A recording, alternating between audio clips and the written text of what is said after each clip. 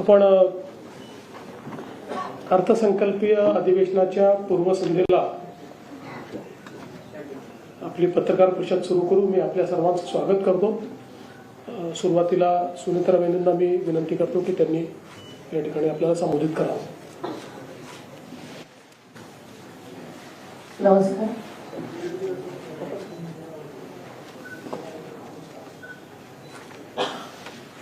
आपल्या महाराष्ट्राचे लाडके मुख्यमंत्री श्री देवेंद्रजी फडणवीस साहेब, उपमुख्यमंत्री एकनाथरावजी शिंदे साहेब आणि आपण सर्व पत्रकार बंधू वगैरे,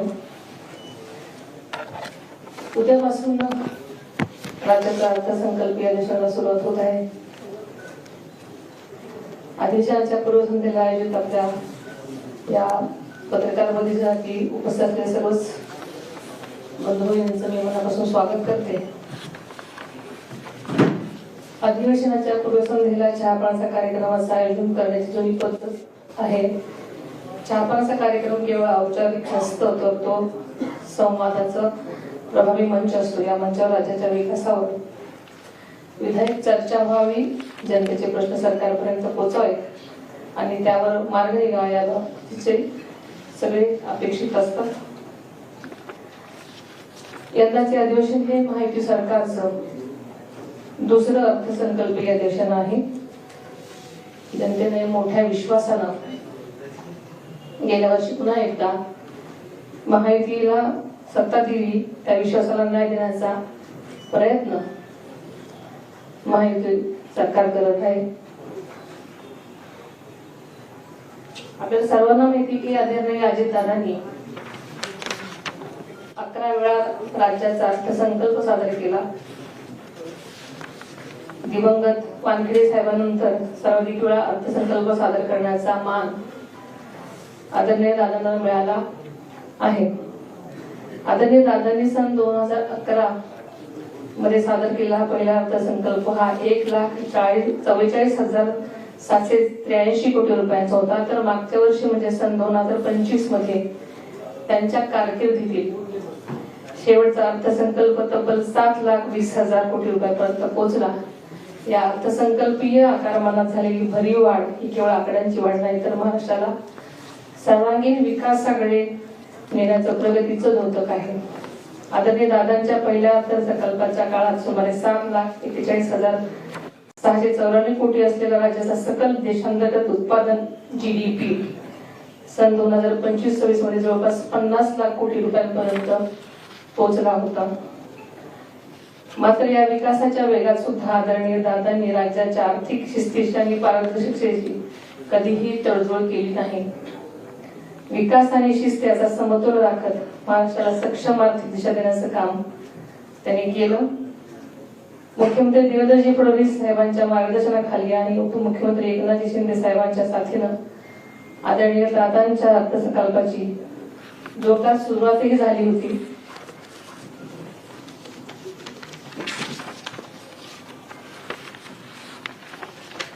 मात्र यंदाचा अर्थसंकल्प त्यांच्या कारकिर्दीतला 12वा अर्थसंकल्प ठरला असता मात्र नीतीच्या मनात काहीतरी वेगळंच होतं आणि अचानक आपल्याला सोडून ते गेले. मात्र यापूर्वीच आदरणीय दादांनी त्यांच्या टीमनं अर्थसंकल्पाची तयारी जवळपास अंतिम टप्प्यापर्यंत दिलेली आहे. पंतप्रधान नरेंद्र मोदी साहेबांच्या विकसित भारतचे स्वप्न साकार करण्यासाठी महाराष्ट्राची अर्थव्यवस्था $1 ट्रिलियन नेण्याचा आदरणीय दादांचा ध्यास होता. त्यासाठी सातत्यानं ते प्रयत्नशील होते. आर्थिक शिस्त, नियोजनबद्धता आणि विकासाचा समतोल हेच त्यांच्या कामाचं सूत्र होतं. यंदाचा अर्थसंकल्प मुख्यमंत्री महोदय सादर करणार आहेत, ते सुद्धा राज्याच्या विकासावर वाटेवर पुढे नेणारा असेल, त्यांच्या घटकाला न्याय देणारा असेल याबद्दल मला ठाम विश्वास आहे. महायुती सरकार पुन्हा सत्तेत आल्यानंतर लाडकी बहीण योजना बंद होईल अशी टीका झाली. मात्र आदरणीय दादांनी योग्य आर्थिक नियोजन करून या योजनेसाठी निधीची कमतरता कधीही भासू दिली नाही. ही योजना यशस्वीपणे सुरू ठेवली. माझं हे पहिलंच अधिवेशन आहे आणि अत्यंत चांगल्या प्रकारे नियोजनबद्ध चालेल अशी मला खात्री आहे. धन्यवाद.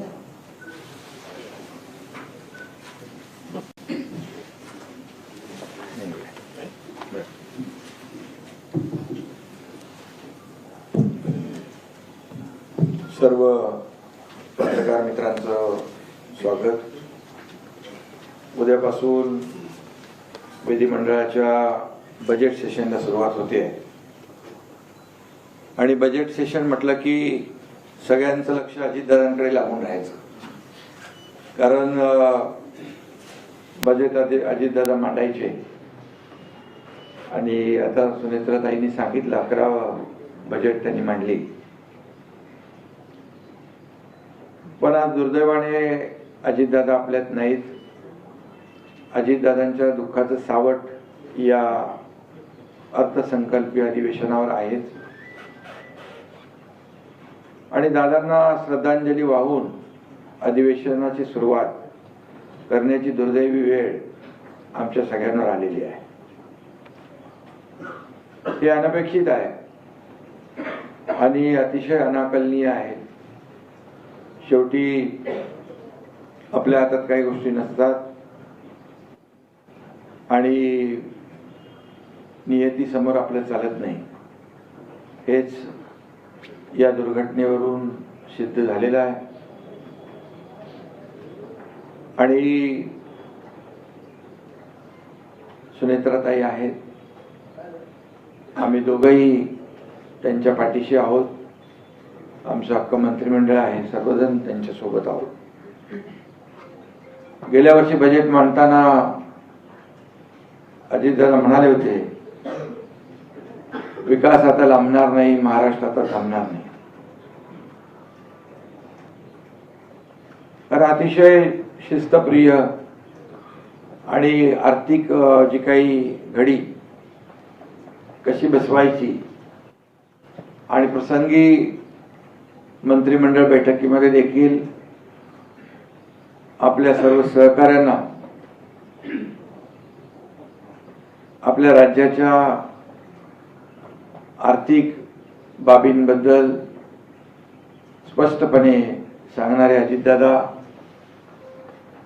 गेले 25-30 वर्ष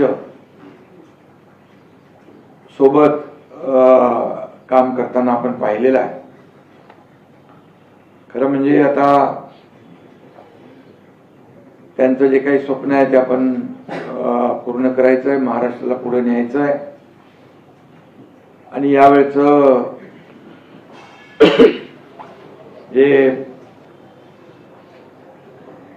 बजेट आहे ते मुख्यमंत्री देवेंद्रजी मांडणार आहेत. ते उत्तम अर्थतज्ञ आहेत. त्याने महाराष्ट्रातल्या सर्व बाबींची माहिती आहे. राज्याची आर्थिक नाडी त्यांना माहीत आहे आणि मला विश्वास आहे की त्यांनी मांडलेला अर्थसंकल्प राज्याला प्रगतीच्या नव्या शिखरावर नेणारा असेल आणि सर्वसामान्य माणसाचं सरकार, सर्वसामान्यांचं सरकार म्हणून आम्ही गेले 3.5 वर्ष काम करतोय. मी मुख्यमंत्री असताना 2.5 वर्ष, आता देवेंद्रजींचं 1 वर्ष, असे 3.5 वर्ष हे सर्वसामान्यांचं सरकार म्हणून अनेक योजना आम्ही केल्या. नुकतेच दावोसला मुख्यमंत्री देवेंद्रजी आणि उद्योगमंत्री उदय सामंत यांनी 30 लाख कोटीचे करार केले. हे देखील एक मोठी अचीवमेंट राज्यासाठी आहे. 40-50 लाख लोकांना रोजगार मिळेल आणि राज्य या ठिकाणी प्रगतीपथावर नेण्याचं काम या माध्यमातून होत आहे. आणि खऱ्या अर्थाने आताच ताईंनी लाडक्या बहिणींच्या बाबतीमध्ये या ठिकाणी विषय मांडला. मला आठवत आहे, मी मुख्यमंत्री असताना मुख्यमंत्री माझी लाडकी बहीण योजना देवेंद्रजी, मी, अजितदादा आम्ही ठरवलं की लाडकी बहीण योजना सुरू करायची. परंतु खर्च 45,000 कोटीच्या पेक्षा जास्त होता. पण शेवटी धाडस करण्याची आवश्यकता होती आणि ते आम्ही केलं.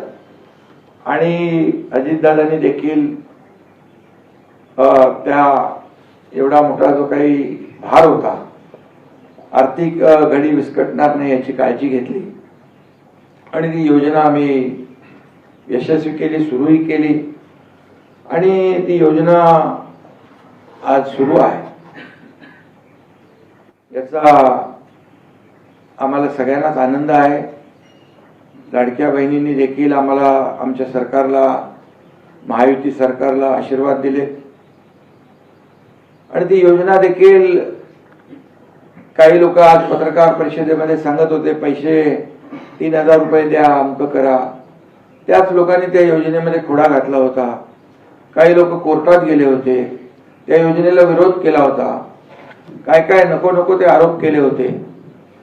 त्यांना वाटलं होतं की फक्त आम्ही निवडणुकीची घोषणा करतोय, ती अंमलात आणणार नाही, परंतु आम्ही प्रिंटिंग मिस्टेक म्हणणारे नाही, जे बोलतो ते करून दाखवणारे आहोत आणि त्याप्रमाणे आम्ही केलं. आणि मी हेही सांगतो, जे जे आम्ही निवडणुकीच्या वेळेस ज्या ज्या घोषणा आम्ही केलेल्या आहेत त्या सर्व घोषणा योग्य वेळेत पूर्ण करणार, हा विश्वास देखील या ठिकाणी मी आपल्याला देतो. कारण काही लोक म्हणाले आता या चहापानावर तर नेहमीप्रमाणे त्यांनी बहिष्कार घातलेलाच आहे. खरं म्हणजे हे अर्थसंकल्पीय अधिवेशन आहे. यामध्ये चहापान म्हणजे काय? हे काय फक्त सत्ताधाऱ्यांचं अधिवेशन नाही आहे. हे विरोधी पक्ष आणि सत्ताधारी सगळे रथाची दोन चाकं आहेत. परंतु हम नहीं सुधरेंगे वाली बात जी आहे, हम नहीं सुधरेंगे असं जे काही त्यांनी सिद्ध करून दाखवलंय. कम्युनिकेशन गॅप म्हणून कोणीतरी म्हटलं की येत आहेत, म्हणजे त्यांनी बहिष्कार चहापानावर घातला, पण त्यांच्या बैठकीवर त्यांच्या सहकार्याने बहिष्कार घातला. अरे येत आहेत, पण ते काय कोणी आलं नाही. आणि कम्युनिकेशन गॅप म्हणाले. खरं म्हणजे कम्युनिकेशन गॅप म्हणायला कम्युनिकेशन असावं लागतं. ते कम्युनिकेशन तुम्हाला माहित आहे कशा पद्धतीचं आहे. आणि म्हणून मला वाटतं हा राज्यसभेचा इफेक्ट असेल. एक अनार 100 बिमार, काय म्हणतो त्याला, एक बिमार अनार 100 बिमार.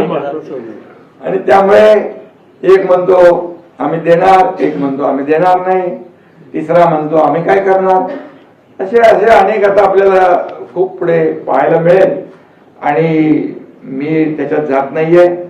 काही लोक म्हणाले की काळी ब्लॅक टी प्यायची, काळी चहा, काळी कॉफी प्यायची, यापेक्षा काळे धंदे बाहेर काढू. मी आपल्याला एवढंच सांगतो की जे काही पूर्वीचं सरकार होतं आणि त्यांनी जे काही काम केलं या महाराष्ट्रातल्या जनतेसमोर आहे. म्हणजे राज्यातल्या जनतेने विकासाला स्वीकारलंय आणि विकास विरोधी लोकांना नाकारलेला आहे. आणि त्यामुळे काळे धंदे कोणाचे होते ते मी काय आज काय बोलत नाही, मी योग्य वेळेला बोलेन. परंतु जनतेने त्यांना नाकारलं आणि महायुतीला स्वीकारलं, ही वस्तुस्थिती आहे. आणि जेव्हा समोरून सभागृहामध्ये बोलतील तेव्हा नक्कीच त्याचं उत्तर आम्ही देऊ. पण दिल्लीमध्ये AI समिट होतं, तुम्ही गेले होते. AI समिट होतं, जगभरातले लोक आले होते. भारत मंडपम मध्ये जे काही चित्र आपण पाहिलं, जगभरातले लोक आले होते. आणि आपला देश पुढे जातोय. या देशामध्ये, आपल्या भारतामध्ये, दिल्लीमध्ये आंतरराष्ट्रीय स्तरावरचं AI समिट होतं. आणि त्यावेळेस चड्डी बनियान गँग तिकडे आली आणि त्यांनी काय तिकडे केलं ते आपण पाहिलेलं आहे. खरं म्हणजे त्यांची तर अब्रू त्यांनी वेशीवर टांगलेलीच आहे. परंतु आपल्या देशाचं देखील अपमान करण्याचा खऱ्या अर्थाने त्या ठिकाणी प्रयत्न केला. हे देशप्रेम आहे. मी काल त्याच्यावर बोललोय. काही देशभक्ती आहे का देशद्रोह आहे का आपल्या देशाची बदनामी करण्यासाठी जगभरातल्या आलेल्या लोकांसमोर हे सगळं घडवून आणायचं, आदरणीय प्रधानमंत्री महोदयांची बदनामी करायची. राहुल गांधी तर देशात पण करतात आणि विदेशात गेल्यावर देखील प्रधानमंत्र्यांची आणि आपल्या देशाची बदनामी करतात. हे कुठला देशप्रेम आहे? हा खरा देशद्रोह आहे. आणि म्हणून आम्हाला अपेक्षित आहे तशा प्रकारचं कृती इथं या अधिवेशनात होऊ नये पायऱ्यांवर, या अधिवेशनामध्ये या, सभागृहामध्ये या. सरकार तुमच्या सगळ्या प्रश्नांची उत्तरं द्यायला तयार आहे. आणि हे अर्थसंकल्पीय अधिवेशन आहे. या अर्थसंकल्पीय अधिवेशनामध्ये सर्वसामान्य लोकांच्यासाठी विरोधी पक्षाने भांडायचं असतं, विरोधी पक्षाने प्रश्न उपस्थित करायचे असतात आणि सत्ताधारी पक्षाकडून त्या आपल्या जनतेला न्याय मिळवून घ्यायचा असतो. आम्हाला अपेक्षित आहे की त्यांच्याकडून अशा प्रकारची कृती होईल आणि भारत मंडपम सारखी कृती आम्हाला अपेक्षित नाही आहे. आणि म्हणून याचा भारत मंडपमचा मी कालही निषेध केलाय. त्याचा निषेध करावा तेवढा थोडा आहे. आणि देश पुढे जातोय. पुन्हा एकदा मी सांगतो की हे देश पुढे जातोय. आपली अर्थव्यवस्था 11व्यावरून 4थ्यावर आली, 3ऱ्यावर येते आहे आणि महाराष्ट्राचं त्याच्यामध्ये मोठं योगदान आहे. आणि म्हणून महाराष्ट्र पुढे जातोय. 2.5 वर्षाचा माझा कालखंड आपण पाहिलाय. आता देवेंद्रजींचा वर्षभराचा जो कालखंड आहे तो आपण पाहतोय आणि देश प्रगतीपथाकडे चाललेला आहे. हे महाराष्ट्र मोठं राज्य आहे. आज किती योजना आम्ही केल्या तरी सुद्धा पायाभूत सुविधांमध्ये महाराष्ट्र नंबर 1 ला आहे. सगळ्यात जास्त पायाभूत सुविधा या महाराष्ट्रामध्ये सुरू आहे. त्यामुळे वेगवेगळ्या मॉडेलच्या माध्यमातून या ठिकाणी आपण पाहिलं. काही लोक म्हणाले एक तरी काम चांगलं दाखवा. हे कुठला मेलडी रोड जो आपला कोस्टलचा काय तो गाणं आहे ना आपला, जय हो जय हो, त्याच्याबद्दलही काही लोक म्हणाले एक तरी चांगलं काम दाखवा. अरे अटल सेतू बघा, तुम्ही बंद केलेले मेट्रोची कामं बघा, कारशेडला स्टे दिलेलं ते बघा. हे सगळे स्टे आम्ही हटवले, सगळे स्पीड ब्रेकर हटवले. सगळी ती सरकार प्रगती सरकारच्या वेगाने पुढे जात आहे. मी काय त्या कामांचं काय बोलत नाही, परंतु मुंबईमध्ये देखील मोठ्या प्रमाणावर जे आदरणीय प्रधानमंत्री मोदयांचं स्वप्न आहे सगळ्यांना घरं, आमच्या हिंदुहृदय सम्राट बाळासाहेबांचं स्वप्न होतं 40 लाख लोकांना घरं. या पुढच्या 5 वर्षात आम्ही 40 लाख घरं या गोरगरिबांना दिल्याशिवाय राहणार नाही. हाऊसिंग पॉलिसी आपण केलेली आहे. झोपडपट्टी मुक्त मुंबई महाराष्ट्राचा आम्ही संकल्प केलेला आहे. MMRDAच्या माध्यमातून देखील त्या ठिकाणी दुर्घटना घडलेली आहे, वस्तुस्थिती आहे. त्यामुळे सक्त कारवाई केली आहे. त्याला निलंबित करून टाकलंय. जी कंपनी होती त्याला 5 कोटीचा दंड लावला. जो कन्सल्टंट होता त्याला 1 कोटीचा दंड लावलेला आहे. आणि कुणालाही पाठीशी घालणार नाही, त्यांच्यावर कठोर कारवाई करण्याचे संकेत 4 लोकांना अटक केलेली आहे. मुख्यमंत्री महोदयांनी स्वतः गांभीर्याने घेतलंय. मी देखील त्या संबंधित आमच्या अधिकाऱ्यांना सक्त सूचना ताकीद दिलेल्या आहेत. या दुर्घटनेची पुनरावृत्ती होऊ नये यासाठी सेफ्टी ऑडिट, स्ट्रक्चरल ऑडिट हे सगळं करण्याच्या सूचना ऑनगोईंग प्रोजेक्ट जेवढे आहेत या सगळ्यांना दिलेल्या आहेत. आणि आम्हाला दुर्घटनेच्या बद्दल जे मुख्यमंत्री सहायता निधीतून तर 5 लाख दिलेच, परंतु MMRDAच्या माध्यमातून देखील प्रत्येक मृताला 15 लाख रुपये दिलेले आहेत. शेवटी पैसे देणं हा महत्वाचा विषय नाही, परंतु जी घटना झाली त्याच्या कुटुंबियाच्या मागे उभं राहण्याचं काम केलं आणि घटना पुनरावृत्ती होऊ नये याची देखील काळजी आम्ही घेतोय. आणि म्हणून MMRDA जे काम करते 48,000 कोटीचं बजेट परवा शिल्की बजेट त्यांनी सादर केलेलं आहे. आणि म्हणून अनेक कामं विकासाची या ठिकाणी सुरू आहेत. आज सिंचनाचे प्रकल्प देखील महाविकास आघाडीच्या सिंचनाच्या 2.5 वर्षामध्ये 4 प्रकल्पांना सुधारित प्रशासकीय मान्यता दिली होती.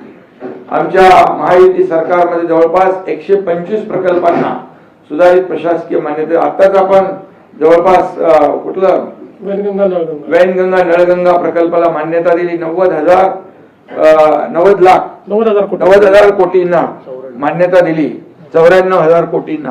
आणि मराठवाड्यातला दुष्काळ त्या माध्यमातून दूर होणार, विदर्भाला सिंचनाला पाणी मिळणार. या सगळ्या गोष्टी आम्ही करतोय. आणि एक तरी काम दाखवा म्हणतायत. ही किती कामं दाखवा, वेळ आल्यावर आम्ही दाखवू त्यांना. परंतु एवढंच आहे की हे सरकार जे आहे हे स्थगिती सरकार नाही, हे प्रगती सरकार आहे आणि सर्वसामान्यांचं सरकार आहे. आणि म्हणूनच यामध्ये अनेक निर्णय आम्ही घेतले.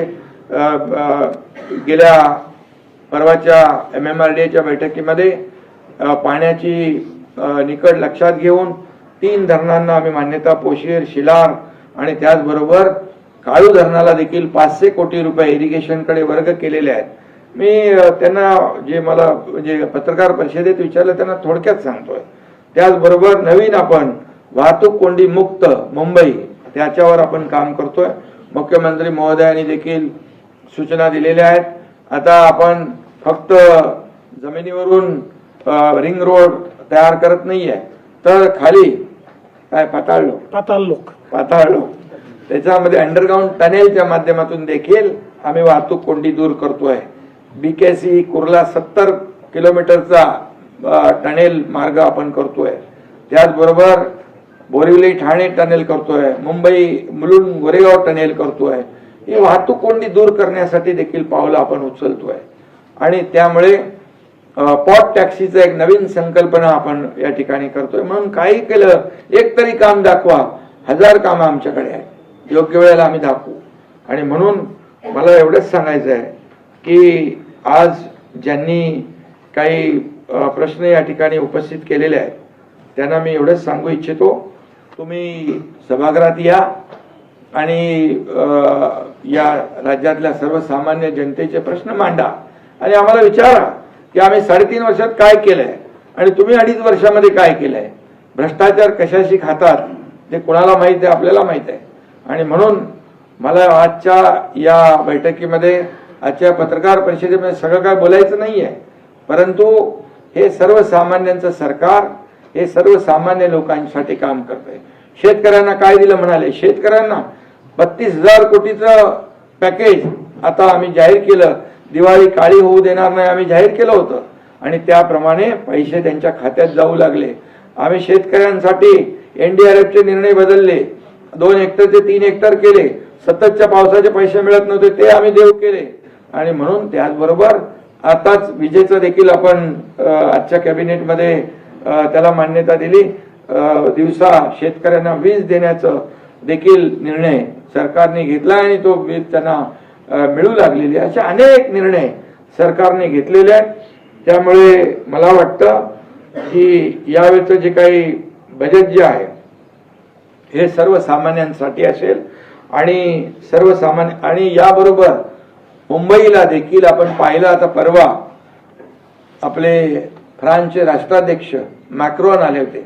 प्रधानमंत्री मोदीजी जसं म्हणाले त्यांच्या भाषणात मुंबईला ग्लोबल फिनटेक हब करायचं आहे, त्याची वाटचाल सुरू झालेली आहे. मग का पोटदुखी एवढी, का पोटसोड, का मुंबईला जागतिक दर्जाचं शहर करण्यासाठी तुम्ही 25 वर्ष जे घालवले, आज आम्ही 3.5 वर्षामध्ये किंबहुना देवेंद्रजी जेव्हा मुख्यमंत्री होते त्या काळात सुरू केल्या योजना, यांच्या काळामध्ये बंद पाडल्या. आमचं महायुती सरकार आलं की पुन्हा सुरू केल्या. आणि म्हणून हे सगळं जे आहे विकासाला जनतेने स्वीकारलेलं आहे. आणि जे काळे धंदे बाहेर काढू म्हणणाऱ्यांना लोकांनी घरी बसवलेलं आहे. महाराष्ट्रामध्ये देखील झालेल्या ज्या निवडणुका आहेत, विधानसभेच्या निवडणुकांनंतर या ठिकाणी झालेल्या नगर परिषदेच्या निवडणुका, झालेल्या महापालिकेच्या निवडणुका, झालेल्या जिल्हा परिषदेच्या निवडणुकांमध्ये देखील महायुतीनेच हॅट्रिक केलेली आहे. आणि म्हणून ज्यांनी काळे धंदे केले त्यांना घरी बसवलं. मुंबईकरांनी देखील काम करणाऱ्यांच्या पाठी आशीर्वाद दिले आणि कामाची पोचपावती या ठिकाणी मुंबईकरांनी देखील दिले.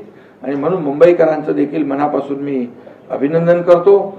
झालेल्या AI समिटमध्ये दिल्लीच्या आपल्या रिलायन्स ग्रुपने 10 लाख कोटीचं AI मध्ये जी इन्व्हेस्टमेंट केलेली आहे ती देखील मोठी महत्वाची आहे. त्याच्यामुळे देखील सगळ्या देशभरामध्ये रोजगार मिळेल, महाराष्ट्राला त्याचा फायदा होणार आहे. आणि म्हणून उद्योगपतींचं देखील अभिनंदन केलं पाहिजे जे मोठ्या प्रमाणावर गुंतवणूक करतायत. आणि म्हणून मी रिलायन्सचं, अंबानी ग्रुपचं देखील अभिनंदन करतो की अशा लोकांना आपण संरक्षण दिलं पाहिजे. मी आता मागच्या घटनेकडे जात नाही, उद्योगपतींच्या घराच्या खाली काय काय लावत होते, म्हणजे नको ते उद्योग सुरू होते. परंतु आम्ही उद्योगपतींना सुरक्षा देणार, उद्योगपतींना नवीन नवीन उद्योग येण्यास चालना देणार. खरं म्हणजे आपल्याकडे पोटेन्शियल आहे, इन्फ्रास्ट्रक्चर आहे, कनेक्टिव्हिटी आहे, स्किल मॅनपॉवर आहे, सगळं आहे. आणि म्हणून तर 30 लाख कोटींचं आता MOUs झाले, आपले करारनामे झाले. मागच्या वेळेस देखील झाले, मी होतो तेव्हाही झाले, देवेंद्रजींच्या काळातही झाले. त्यामुळे उद्योगाला चालना देणारं हे महाराष्ट्र आहे. आणि मग किती सांगणार त्यांना, आणखी मी सांगायला वेळ अपुरा पडेल. आणि म्हणूनच स्वतः आत्मपरीक्षण करावं, आत्मचिंतन करावं. विरोधी पक्षनेता ते काय विरोधी सभापती आणि अध्यक्षांचा विषय आहे. लोकांनी तुम्हाला नाकारलं, तेवढी संख्याच दिली नाही. आणि म्हणून मी इथे एकच आठवण सांगतो, एक भुजबळ होते, एकच आमदार होते, परंतु सभागृहामध्ये त्यांचा दणदणीत आवाज होता. संख्येला महत्व नाही, पदाला महत्व नाही, स्वतःवर आत्मविश्वास असला पाहिजे. म्हणून रडायची ज्यांना सवय लागलेली आहे ते रडगाणं कायम सुरू असतं. आम्ही त्याच्यामध्ये विरोधी पक्ष नेत्याच्या बाबतीमध्ये देखील त्यांनी काही इथे मुद्दे उपस्थित केले की सत्ताधारी पक्षाने ते अडवले. तो अध्यक्ष आणि सभापतींचा विषय आहे. आणि त्यामुळे आम्ही कुठल्याही विरोधी पक्षाचा अपमान करू इच्छित नाहीये. विरोधी पक्षाला न्याय आम्ही देणार. सभागृहामध्ये त्यांनी भांडावं, प्रश्न उपस्थित करावे आणि सरकार पूर्णपणे सक्षमपणे त्यांच्या प्रत्येक प्रश्नाचं उत्तर या ठिकाणी देईल. आणि आम्हाला एकच आहे की सत्ताधारी आणि विरोधी पक्ष ही रथाची दोन चाकं आहेत, परंतु त्यांना ते मान्यच नाहीये. त्यांना सभागृहामध्ये येण्यापेक्षा पायऱ्यांवर आंदोलन करण्यामध्ये धन्यता मानतात. आणि म्हणूनच माझी त्यांना विनंती आहे की सभागृह हे अर्थसंकल्पीय अधिवेशन आहे आणि हे अर्थसंकल्प मुख्यमंत्री देवेंद्रजी मांडणार आहेत. त्यामुळे तुम्ही या तिकडे आणि लोकांचे प्रश्न मांडा. नक्कीच जनतेला न्याय देण्याचं काम आम्ही सरकार म्हणून करू, हा विश्वास या ठिकाणी व्यक्त करतो. आणि पुन्हा एकदा आपल्याला मनापासून धन्यवाद देतो. देवेंद्रजींना शुभेच्छा देतो की आपण हा अर्थसंकल्प मांडणार आहात. हा गोरगरिबांसाठी, सर्वसामान्यांसाठी, या महाराष्ट्राला पुढे नेण्यासाठी हा अर्थसंकल्प अतिशय महत्वाचा ठरेल, हा विश्वास या ठिकाणी व्यक्त करतो. धन्यवाद.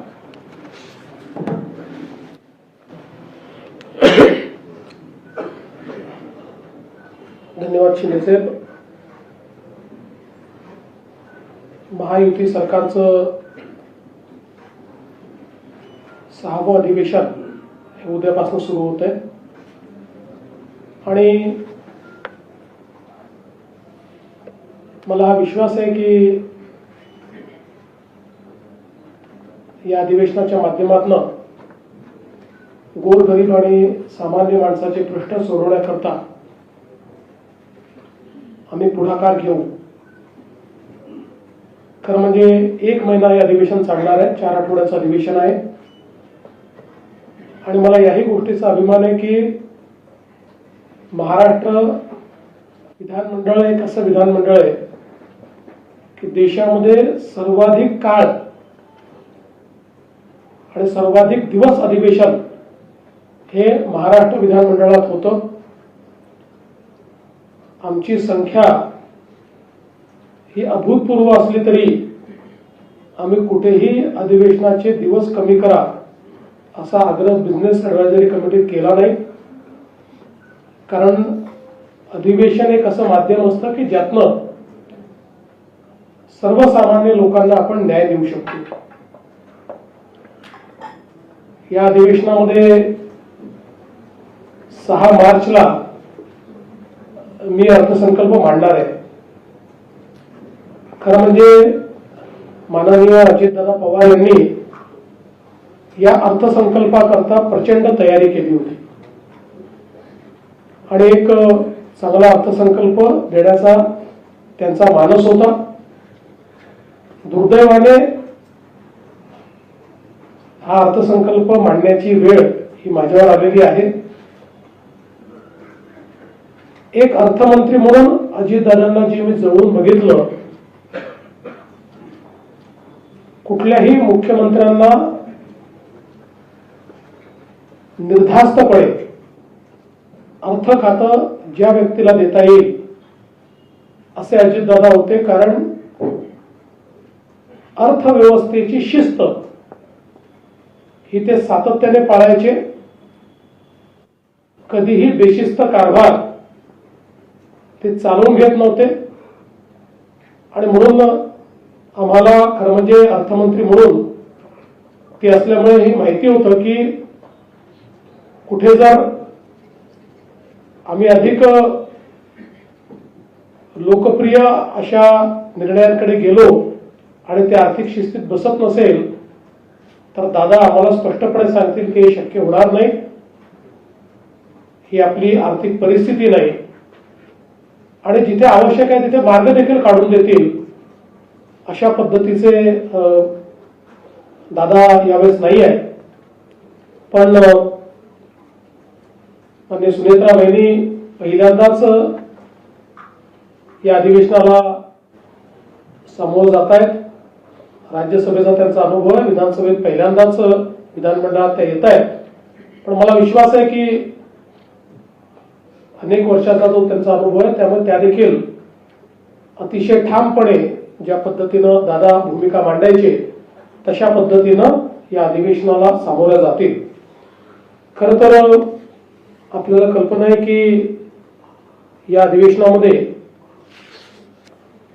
आपलं बजेट येत आहे आणि मला सांगताना आनंद वाटतो की नुकतंच केंद्र सरकारचं जे बजेट आलं त्या बजेटमध्ये महाराष्ट्राला मिळणाऱ्या निधीत 20,000 कोटी रुपयाची वाढ झालेली आहे आणि जवळपास टॅक्स डिव्होल्युशन मध्ये आता महाराष्ट्राला 98,306 कोटी रुपये मिळणार आहेत. जी मागणी फायनान्स कमिशन समोर मी शिंदे साहेबांनी आणि अजितदादांनी केली होती ती बहुतांशी त्यांनी मान्य केल्यामुळे महाराष्ट्राला चांगला फायदा या ठिकाणी होतोय आणि म्हणून मी 16व्या वित्त आयोगाचे आणि केंद्र सरकारचे देखील या ठिकाणी आभार मानतो.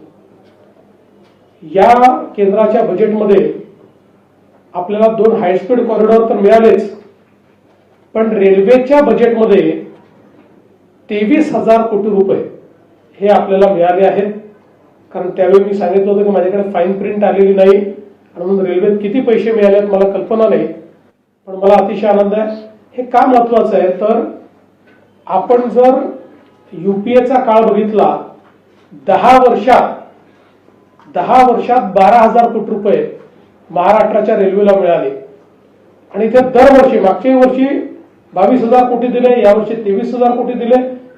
त्यामुळे प्रचंड मोठ्या प्रमाणात केंद्र सरकारच्या माध्यमातून आपल्याला निधी मिळतोय आणि यासोबत अजून वेगवेगळ्या जे काही ग्रोथ हब करता 1,000 कोटी असतील किंवा इतर गोष्टी असतील त्या गोष्टी आता या ठिकाणी मी सांगणार नाही. त्यामुळे एकूणच आपलं जे काही आपला अर्थसंकल्प आहे आपण हा केंद्रीय बजेट नंतर याकरताच घेतो की आपल्याला एकदा अंदाज आला की केंद्र सरकारकडनं किती पैसे मिळणार आहेत तर आपलं बजेट हे बऱ्यापैकी वास्तविक अशा पद्धतीनं होतं. तर या सगळ्या गोष्टीचा अंतर्भाव त्या ठिकाणी आपण करणार आहोत.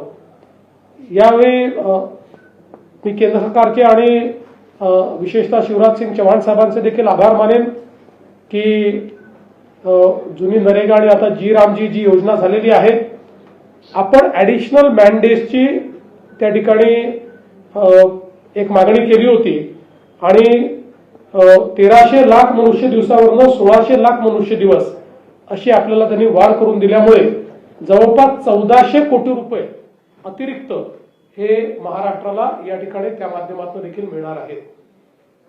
डावोसमध्ये 30 लाख कोटी रुपयाचे करार आपण जे केले त्या संदर्भात बऱ्याच चर्चा झाल्या. निश्चितच तो विषय सभागृहात देखील येईल. त्यावेळी या संदर्भात काय वस्तुस्थिती आहे, जुन्या करारांची काय वस्तुस्थिती आहे, या संदर्भातलं सगळं विवेचन आणि अनेकांच्या शंका असतात, काही गैरसमज असतात, त्या शंका आणि गैरसमज देखील दूर करण्याचं काम हे आम्ही करू. इंडिया AI समिटमध्ये महाराष्ट्राने चांगलं पार्टिसिपेशन केलं आणि विशेषतः आज आपण AI फॉर ॲग्रिकल्चर अशी एक आंतरराष्ट्रीय समिट चालू केली. त्याचं सॅटेलाइट सेशन हे महाराष्ट्राला इंडिया AI समिटमध्ये मिळालं होतं. मला सांगताना आनंद वाटतो की स्वर्गीय दादांनी त्यांच्या बजेटमध्ये 500 कोटी रुपयाचं AI मिशन सुरू केलं होतं. त्या मिशनच्या अंतर्गत आपण महाराष्ट्र पहिलं राज्य झालं की ज्यांनी महाविस्तार हा शेतकऱ्यांकरता एक AI ॲप तयार केला आहे. महाविस्तारमध्ये प्रत्येक शेतकऱ्याला त्याचा स्वतःचा एजंट आहे. म्हणजे त्याला वैयक्तिक ज्या गोष्टीची माहिती पाहिजे आहे, वेदरची माहिती पाहिजे, त्याला पीक पद्धतीची माहिती पाहिजे, त्याला पिकाच्या सायकलची माहिती पाहिजे, काय वापरलं पाहिजे, कुठल्या स्टेजला याची माहिती पाहिजे, इथपासनं तर अगदी फोटो काढला की त्या फोटोवरनं तो AI एजंट त्याला सांगणार आहे की त्याच्या पिकाची परिस्थिती काय आहे आणि त्याच्यावर कुठल्या प्रकारची कीड येऊ शकते. इथपर्यंत सगळ्या गोष्टी, मार्केट लिंकेज असेल, वेगवेगळे भाव असतील, एका ॲपवर हे सगळे त्याला मिळणार आहेत. आणि मला सांगताना आनंद वाटतो की महाराष्ट्रातल्या 30 लाख शेतकऱ्यांनी याचा वापर सुरू केलेला आहे. बहुभाषिक अशा प्रकारचं ॲप आहे. ज्याला टायपिंग करता येत नाही तो बोलला तरी त्याला तिकडनं उत्तर मिळणार आहे. त्याने टाईप केलं तर टाईप करून त्याला उत्तर मिळणार आहे. आणि आता वेगवेगळ्या भाषांसोबत पहिल्यांदा आज एक पहिला प्रयोग आपण केला की त्याच्यामध्ये आमच्या आदिवासी भागातली जी भिली भाषा आहे, भिली, या भिली भाषेचं इन्क्लुजन आता आज आपण त्याच्यामध्ये केलं. म्हणजे भिली भाषेतही कुठलाही प्रश्न विचारला शेतीच्या संदर्भात तर रिअल टाइम त्याला त्या ठिकाणी ते उत्तर मिळेल. आणि आता ॲग्रीस्टॅक हा जो काही आपण तयार केलेला आहे त्याच्याशी हे जोडल्यानंतर महाराष्ट्र AIच्या वापरामध्ये, ॲग्रिकल्चरमध्ये, कृषीमध्ये खूप पुढे जाणार आहे. आणि आज वेगवेगळे स्टार्टअप्स हे देखील आपल्या या हा जे प्रदर्शन आपलं आहे त्याच्यामध्ये आलेले आहेत. आणि या AI समिटला जगातलं, देशातलं कुठल्याही राज्याने घेतलेलं पहिलं ॲग्री AI समिट म्हणून केंद्र सरकारने त्याला मान्यता दिलेली आहे. त्यामुळे शेतीच्या क्षेत्रामध्ये मोठ्या प्रमाणात AIचा वापर, आणि तो कशा करता तर AIचा वापर केल्यामुळे उत्पादन खर्च 25% 40% कमी करता येतो. या दृष्टीने हा AIचा वापर त्या ठिकाणी आपण करतो. मला असं वाटतं की एक अत्यंत महत्त्वाचा टप्पा हा महाराष्ट्राने या निमित्ताने गाठलेला आहे. आज खरं म्हणजे विरोधकांचं एक पत्र आम्हाला 6 पानांचं आणि 18 मुद्द्यांचं पत्र मिळालं.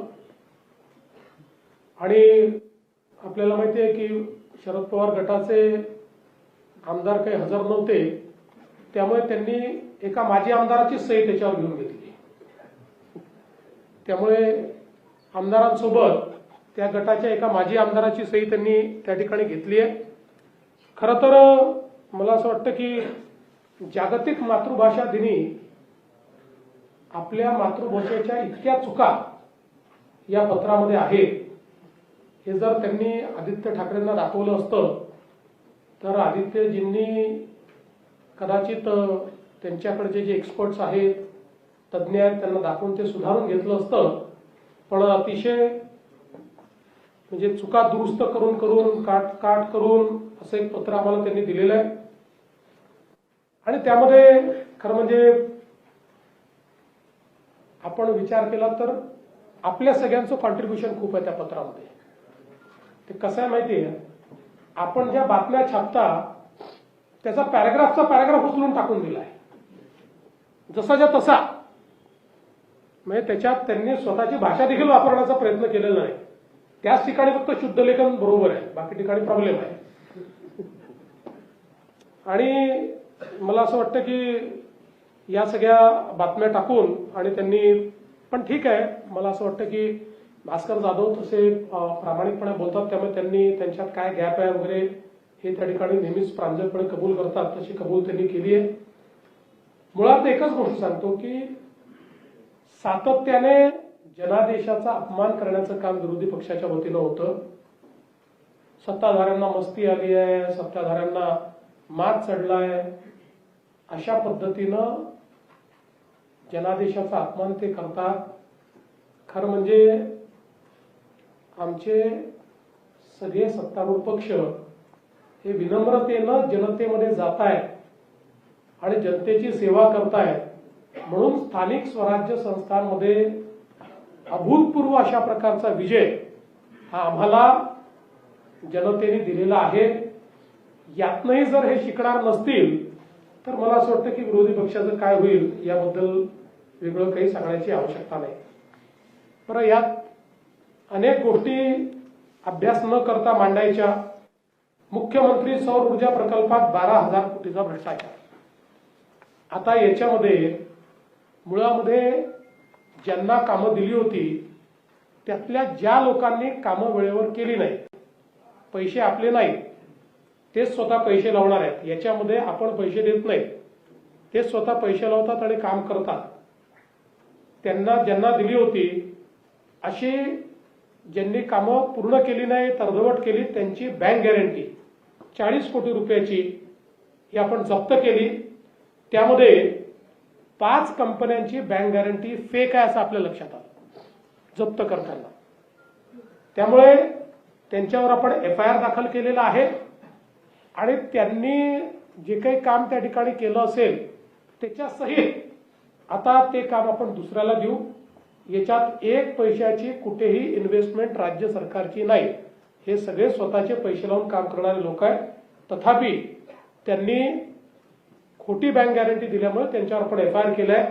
त्यामुळे कुठलीही माहिती न घेता बोलण्याची जी काही एक प्रथा विरोधी पक्षात पडली आहे, विरोधी पक्षाने आरोप केलाच पाहिजे, पण तो माहितीसहित, पुराव्यांसहित आणि शार्प आरोप केला पाहिजे. हवेत गोळीबार करायचा आणि पळून जायचं हे करणं योग्य नाही आहे. त्यामुळे याही सभागृहामध्ये ते जे काही आरोप प्रत्यारोप जे काही करतील निश्चितपणे त्या संदर्भात उत्तर द्यायला आम्ही तयार आहोत. या ठिकाणी या विधिमंडळाच्या अधिवेशनात एकूण 15 विधेयकं हे त्या ठिकाणी मांडली जातील, ज्यामध्ये 2 विधेयकं हे जुने प्रलंबित विधेयक आहेत. हे सगळे विधेयकं पूर्ण चर्चेअंती आम्ही त्या ठिकाणी मंजूर करू आणि भरपूर चर्चेची संधी ही विरोधी पक्षाला, सत्तारूढ पक्षाला, सगळ्यांना आम्ही देणार आहोत. चर्चेतनं प्रश्न सुटतात आणि विधानमंडळामुळे प्रशासन जे आहे हे त्या ठिकाणी तंदुरुस्त राहतं असं मानणाऱ्यांपैकी आम्ही असल्यामुळे पूर्ण काळ विधानमंडळ चालेल. आमचे अध्यक्ष तर कधी कधी रात्री 12 वाजेपर्यंत चालवतात. त्यांना आम्ही विनंती करतो की तुम्ही थोडं वेळेत बंद करा, तरी ते चालवतात. पण एवढाच विश्वास देतो, एक चांगला अर्थसंकल्प मांडण्याचा प्रयत्न आम्ही करू.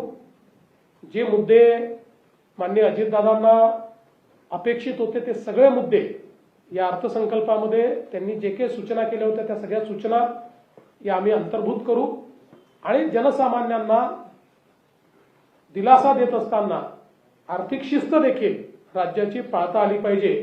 या दृष्टीनं काही कडक पावलं देखील उचलायची आवश्यकता पडली तर ती देखील आम्ही उचलायला मागे पुढे पाहणार नाही, हा विश्वास मी आपल्या सर्वांना देतो. धन्यवाद. प्रामुख्याने लाडकी बहीण योजना असेल किंवा राज्याचं वाढलेलं कर्ज असेल याच्यामुळे जो आर्थिक भार राज्याच्या तिजोरीवर आला त्यावेळेस कसरत करावी लागली का तुम्हाला अर्थसंकल्प? असं आहे की आपण विकसनशील अर्थव्यवस्था आहोत, त्यामुळे प्रत्येक अर्थसंकल्प हा कसरत असतेच. कारण शेवटी विकसनशील अर्थव्यवस्थेमध्ये आपल्याला विकास, कर्ज, दायित्व यांचा मेळ बसवावा लागतो. पण मला असं वाटतं की महाराष्ट्राची परिस्थिती निश्चित अशी आहे की या ज्या काही आम्ही योजना सुरू केलेल्या आहेत या योजना बंद करण्याची वेळ आमच्यावर नाही, ते आम्ही चालू. धान उत्पादक शेतकऱ्यांसाठी बोनसचा विषय प्रलंबित आहे या अधिवेशनात थोडा उशीर झाला, कालच ते बोनस रिलीज झाला. राष्ट्रवादी शरद पवार पक्षाचे नेते आजच्या महाविकास आघाडीच्या बैठकीत नव्हते, त्याचा अर्थ असा घ्यायचा का की ते विरोधी करण्याच्या मुद्द्यावर किंवा सरकारकडे उभं आहे किंवा बघा, आता त्यांच्या पक्षाच्या निर्णयाचं मी कसं उत्तर देऊ? आम्ही तिघेही नाही देऊ शकत. त्यांचं उत्तर तेच देऊ शकतात का आले नाही. कदाचित असंही असू शकतं की आपापसात काही त्या 3 पक्षांमध्ये भांडण चाललं असेल, काही अजून काही वेगळं असेल, त्यामुळे त्याचं उत्तर तर मी नाही देऊ शकणार. सेशन आहे, पण मागच्या काही दिवसात वारंवार म्हणजे आता अधिवेशन असल्यामुळे तो देखील मुद्दा तितकाच येईल की रोहित पवार किंवा त्या शरद पवार गटाकडून अजित पवार यांचा अपघात की घातपात याच्यावर वारंवार चर्चा केली जाते. हा मुद्दा देखील सभागृहात येताना दिसतोय. खरं तर सगळ्या चौकशा सुरू आहेत, सगळ्या गोष्टी सुरू आहेत, पण याला देखील कसं काही क्लॅरिटी उभा केलं जाते त्याला उत्तर असणार. पहिली गोष्ट तर अशी आहे की जो काही दुर्दैवी अपघात झालेला आहे त्यामुळे सर्वच लोक शॉकमध्ये आहेत. कोणाचं दुःख जास्त आहे आणि कोणाचं दुःख कमी आहे असं ते आखता येणार नाही. आणि मला असं वाटतं की त्यांच्या परिवारापेक्षा जास्त दुःख कोणाला असूही शकत नाही, पण सगळेच लोक त्यामध्ये दुःखी आहेत. आता या संदर्भात हा जो काही अपघात झालेला आहे किंवा जी घटना घडलेली आहे याची DGCAच्या माध्यमातून चौकशी चालली आहे. DG सेफ्टी स्वतः ती चौकशी करतायत. आपण CID चौकशी सुरू केली होती, मात्र राष्ट्रवादी काँग्रेस पक्षाच्या वतीनं आम्हालाही विनंती आली की याची CBI चौकशी झाली पाहिजे. तर शेवटी आपल्याला सगळं सत्य कळलंच पाहिजे. तात्काळ मी केंद्र सरकारला पत्र लिहिलं आहे. मी स्वतः माननीय गृहमंत्र्यांशी बोललो आहे आणि त्याची आपण जी काही CBI चौकशी आहे ती देखील आपण करणार आहोत. आता आपण जर बघितलं तर जवळपास 2 प्रेस नोट या DGCAने किंवा DG सेफ्टीने त्या ठिकाणी दिलेले आहेत. त्याच्यामध्ये त्यांनी सांगितलंय की 13 निर्धारित मानकांवर ही त्यांची चौकशी जी आहे ती चौकशी सुरू आहे. डिजिटल फ्लाईट रेकॉर्डर जो आहे त्याचा डेटा त्यांनी पूर्णपणे डाउनलोड केलेला आहे. व्हॉइस रेकॉर्डर जो आहे त्याच्या संदर्भातही त्यांनी आपली भूमिका स्पष्ट केलेली आहे. त्यामुळे डेटा उपलब्ध होणार नाही अशी कुठलीच आता परिस्थिती त्या ठिकाणी नाही. त्या संदर्भात जी काही शेवटी ही विमानं परदेशात बनतात त्यामुळे तिथल्याही हा जो काही व्हॉइस रेकॉर्डर आहे त्याचा डेटा रिट्रीव्ह करण्याकरता त्यांची मदत ही त्या ठिकाणी घेतली जाते. आणि मलबा असेल, परिचालन किंवा मेंटेनन्स रेकॉर्ड असतील, या सगळ्यांची चौकशी चाललेली आहे. विशेषतः VSR ही जी कंपनी आहे या कंपनीचं पूर्ण ऑडिट हे DGCAने सुरू केलेलं आहे. आणि केवळ या अपघातापुरतं ते ऑडिट चाललेलं नाहीये, तर त्यांचं पूर्ण गेल्या काही वर्षाचं सगळ्या फ्लाईट्सचं ऑडिट हे त्या ठिकाणी अतिशय कडक पद्धतीनं करण्यात येत आहे. त्यांचे लॉगबुक्स असतील, तिथे FTDL जे असतं त्याचं ते योग्य प्रकारे पाळले गेले की नाही, मेंटेनन्स योग्य प्रकारे होता की नाही, या सगळ्या गोष्टींचा त्या ठिकाणी चौकशी चाललेली आहे. त्यामुळे मला असं वाटतं की या सगळ्या चौकशीचा जो काही निकाल आहे त्याची वाट बघितली पाहिजे. अर्थात या संदर्भात कोणाच्या मनात शंकाच असू नये असं म्हणणाऱ्यांपैकी मी नाही. कोणाच्याही मनात शंका असेल तर माझं तर मत असं आहे की या संदर्भात ती शंका ही जी काही योग्य अथॉरिटी आहे त्या अथॉरिटीकडे व्यक्त केली पाहिजे. म्हणजे अगदी ज्यांच्या मनात शंका आहे त्यांनी DGCAला त्या शंकांच्या संदर्भातलं एखादं पत्र लिहावं किंवा आमच्याकडे दिलं तर आम्ही देखील ते पत्र हे DGCA पर्यंत पोस्ट करू. कारण कुठली शंका, व्हॅलिड शंका तर वेगवेगळ्या प्रकारच्या काही काढता येऊ शकतात, ते त्याच्याबद्दल म्हणत नाही. कारण शेवटी एखादी थिअरी तयार करायची तर कुठली थिअरी तयार होते, पण ज्या काही व्हॅलिड शंका आहे यातल्या प्रत्येक शंकेचं उत्तर मिळालंच पाहिजे.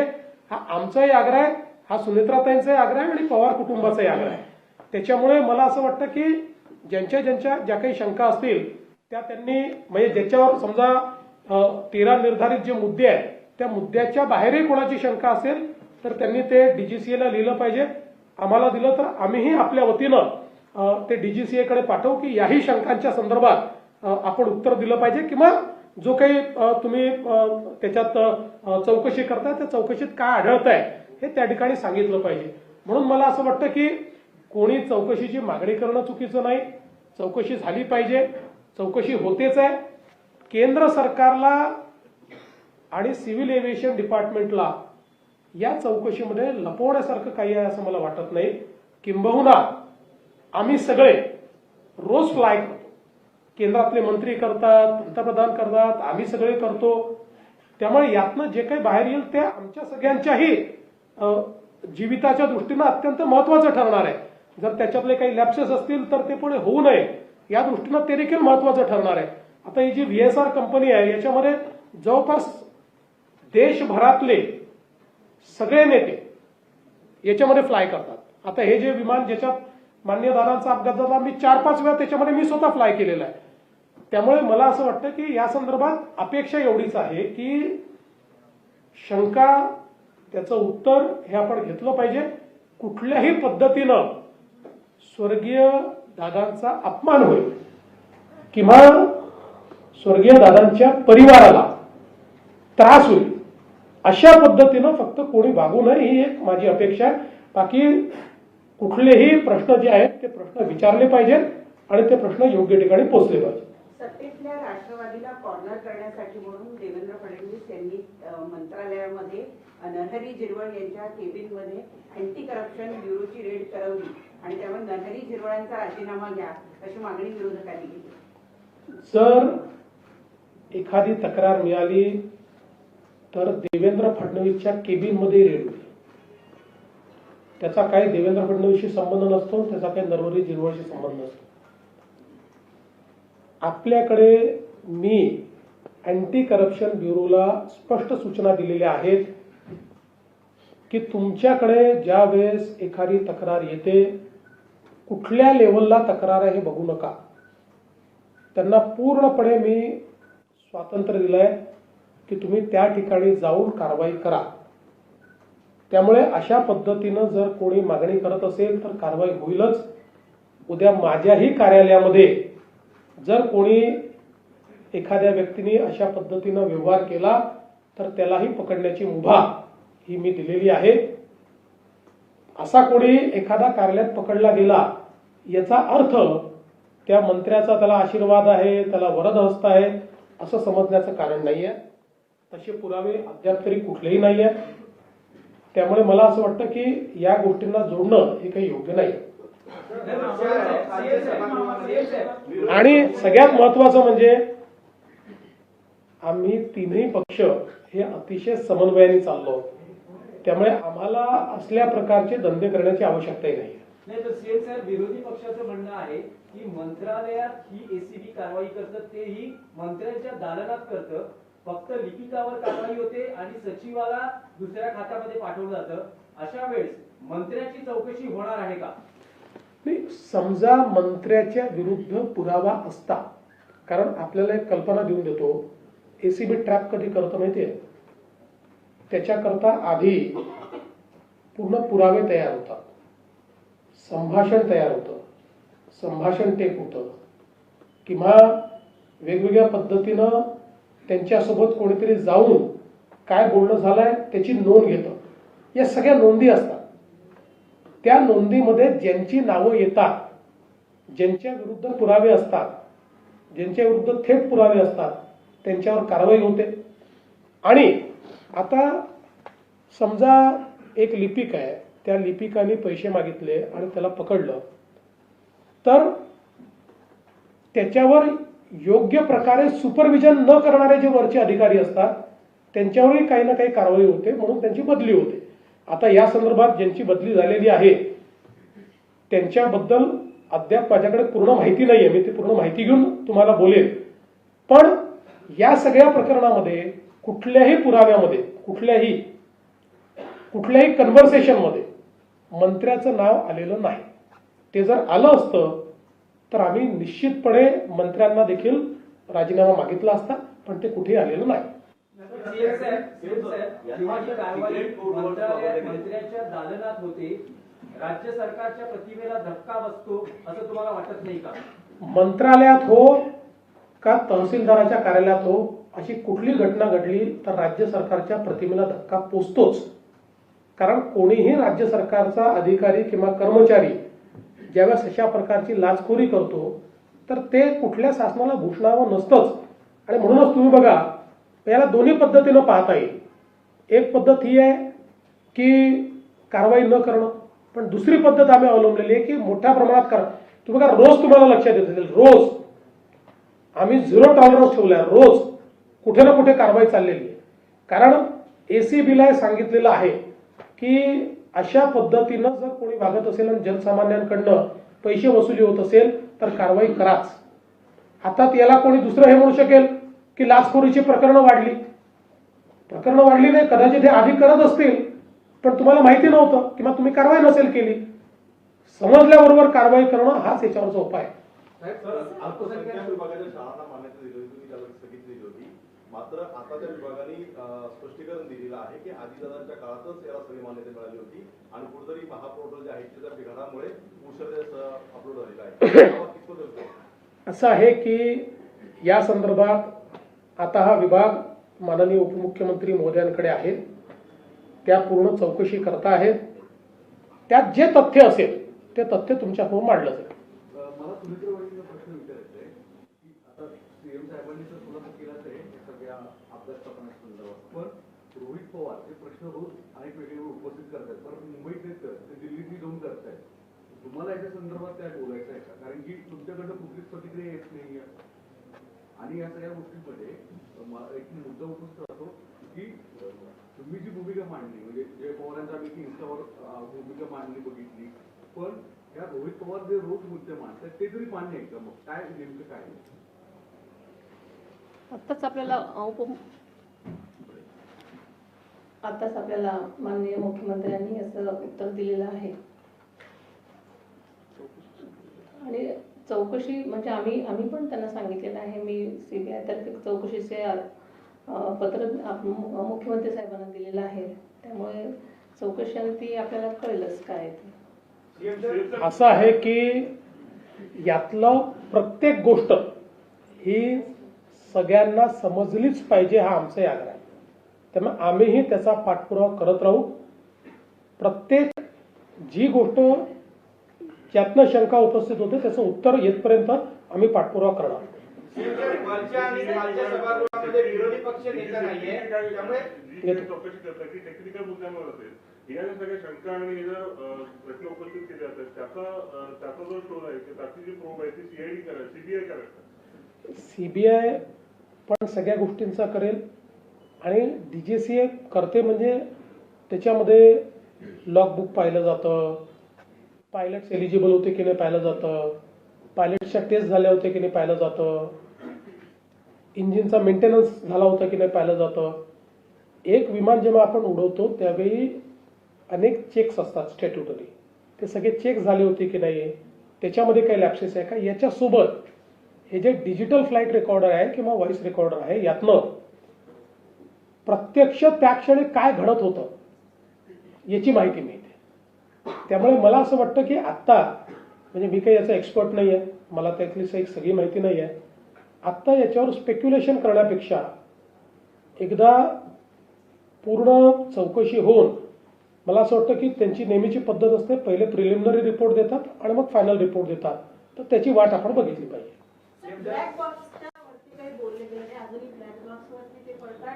मला असं वाटतं की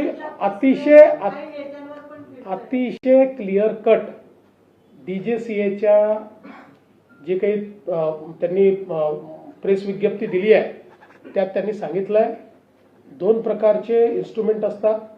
त्यातला जो डिजिटल आहे जो सगळ्या गोष्टी टिपत असतो तो पूर्णपणे रिट्रीव्ह झालाय. जो व्हॉइसवाला आहे त्याही संदर्भात रिट्रीव्ह करणं चाललेलं आहे. तो जास्त ओव्हरहीट झाला होता म्हणून जे परदेशातले म्हणजे कंपनीचे लोक आहेत त्यांची मदत घेऊन तो रिट्रीव्ह करणं चाललेलं आहे. अगदी क्लिअर त्यांनी सांगितलेलं आहे. तुमचे जे विमान आहेत ना परदेशात त्यांना बॅन आहे, मग महाराष्ट्रात त्याची ती विमानं असं आहे की रोज कोणीतरी काहीतरी सांगत असतं. VSR कंपनीची विमानं नाहीत, म्हणजे काही त्यांची असतील. VSR हे एजंट आहेत, हे कंपनी चालवतात. वेगवेगळे लोक काही त्यांची स्वतःची विमानं आहेत त्यांनी खरेदी केलेले, वेगवेगळे लोक विमानं खरेदी करतात. ही सगळी जी विमानं असतात ही त्यांना जसं आपला टॅक्सीचा लायसन्स असतो किंवा परमिट असतं तशा प्रकारचं त्यांना ट्रान्सपोर्टेशनचं परमिट असतं आणि ते यांच्याकडे ती विमानं ठेवतात आणि यांचे पायलट्स असतात, यांचा मेंटेनन्स असतो आणि त्यात त्यांना भागीदारी मिळते. त्यामुळे महाराष्ट्र सरकारने गेले अनेक वर्ष म्हणजे आम्ही पाहतोय आता एकूणच या फील्डमध्ये 5-7 ऑपरेटर्स आहेत. त्यामुळे आलटून पालटून त्यांचीच विमानं येतात, तेच ऑपरेटर त्या ठिकाणी आणत असतात. आता कदाचित गेल्या काही वर्षांमध्ये VSR हा सगळ्यात मोठा ऑपरेटर झाला, सगळ्यात जास्त विमानं त्यांच्याकडे आहेत. त्यामुळे ती विमानं म्हणजे जेव्हा आपण विमान रिक्विजिशन करतो त्यावेळी या 4-5 ऑपरेटरपैकी कोणाचं तरी विमान येणार आहे, तर ते विमान येतं. वरच्या आणि खालच्या सभागृहामध्ये विरोधी पक्ष नेता नाहीये. विरोधक म्हणतायत की सरकारनं मनाचा मोठेपणा दाखवावा लोकशाही टिकवण्यासाठी. सरकार घाबरते विरोधी पक्ष नाही, फारच घाबरलोय आम्ही, घाबरून आमची घरीच बसलेलो आहे. घाबरून आमची चाळण झालेली आहे. पण मला असं वाटतं की याचं उत्तर शिंदे साहेबांनी दिलेलं आहे. हे शेवटी अध्यक्ष आणि सभापती मिळून ठरवतील.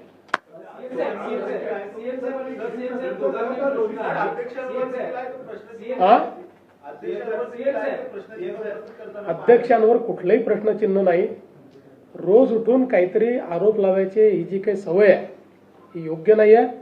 त्याचं योग्य उत्तर मिळेल. कांग्रेस ने जो किया एआई समिट में उसको आप कैसे देखते हैं? आज प्रधानमंत्री भी बहुत देखिए, मुझे ऐसा लगता है कि बीजेपी को विरोध करते करते कांग्रेस देश को विरोध करने लगी है. ये जो एआई समिट है ये भारत की एआई समिट थी और दुनिया भर के प्रधानमंत्री, राष्ट्रपति, head of the states, ministers पहली बार इतने बड़े पैमाने पर भारत में एआई समिट में आए थे. ग्लोबल साउथ की एआई लीडरशिप ये भारत को मिल रही है. और सबसे बड़ी बात, 1 साल पहले दुनिया के एक्सपर्ट कहते थे कि भारत को लार्ज लैंग्वेज मॉडल LLM तैयार करने के लिए बहुत साल लगेंगे. 2 LLM हमने डेमोन्स्ट्रेट कर दिए. तो इतना जब आर्टिफिशियल इंटेलिजेंस का भारत को उसकी अगुवाई मिल रही है, ऐसे समय वहां पर जाना, और शिंदे साहब ने बहुत सही शब्द का इस्तेमाल किया, चड्डी बनियन गैंग, उन्होंने वहां पर जाकर इस प्रकार से भारत का नाम खराब करना. देखिए, कहीं ना कहीं मुझे ऐसा लगता है कि मैं हमेशा मानता था कि ह्यूमन इंटेलिजेंस और आर्टिफिशियल इंटेलिजेंस ये 2 अलग चीजें हैं और हमारे एफिशिएंसी को एनहांस करने के लिए आर्टिफिशियल इंटेलिजेंस की आवश्यकता है. लेकिन अब मुझे लगता है कि कांग्रेस का ह्यूमन इंटेलिजेंस पूरा समाप्त हो गया है. उनको सबसे ज्यादा आर्टिफिशियल इंटेलिजेंस की आवश्यकता है ताकि कुछ सोच कांग्रेस पार्टी को मिले और वो भारत बीजेपी को जरूर विरोध करे, एनडीए को विरोध करे, लेकिन भारत को विरोध करने की जो उन्होंने अभी ये नई परिपाटी शुरू की है, ये बिल्कुल उन्होंने समाप्त करनी चाहिए. देश के सभी लोगों ने इसकी बहुत निंदा की है.